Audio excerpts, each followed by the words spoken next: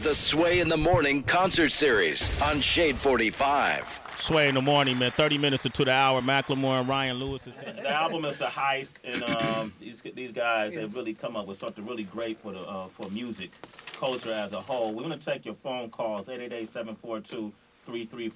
Let's go. Pittsburgh, what would you like to say? Yo, what's up, Sway? Good morning. It's one of your citizens, Macklemore. I love you, man, Ryan Lewis. I just want to say that Other Side song, man, that is fucking crazy. That's what's up, man. If you ever heard that, man, that Other Side song, that changed the remix. my life right There's there. a remix on that. Yeah, there's a remix. There's original. Come on, come on, man. Sway, It's me, dog. Come on, man. It's me, dog. Come on, doing man. his homework. Come on, but Blake. yeah, that's what's up, Blake. man. That's definitely one of my favorite songs that I've ever written. So I appreciate that for sure. All right, cool, man.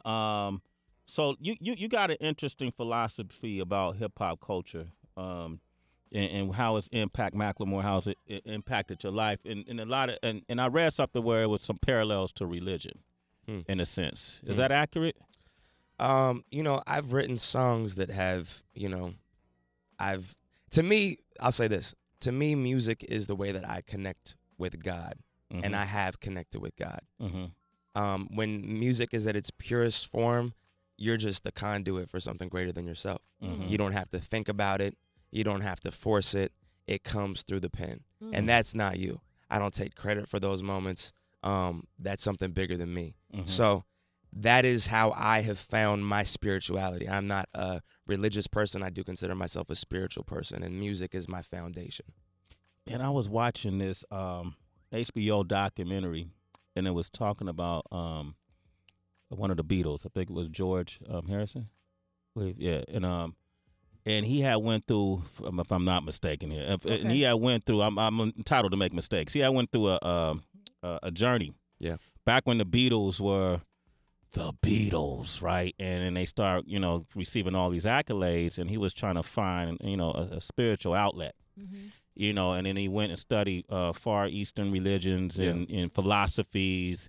And, man, I swear to you, what you just said reminded me of something he said.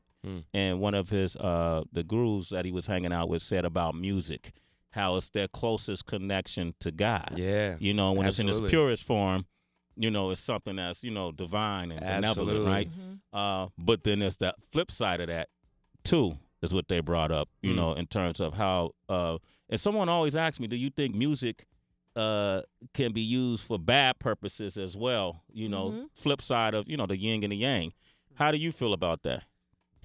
Good question.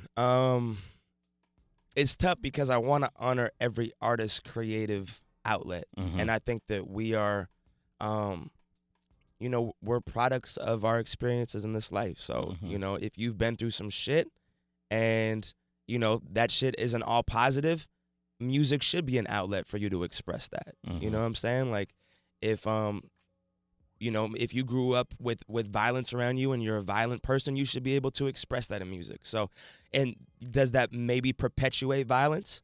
Maybe it does. But that is the world that we live in. Yeah. So I think it's just, it's an accurate representation of who people are as individuals and the environment that they grew up in. And, it's tough to say what is good or bad, or the yin and the yang, because I think it's all relative. It's the Sway in the Morning concert series. Your favorite artists performing live On Shade 45.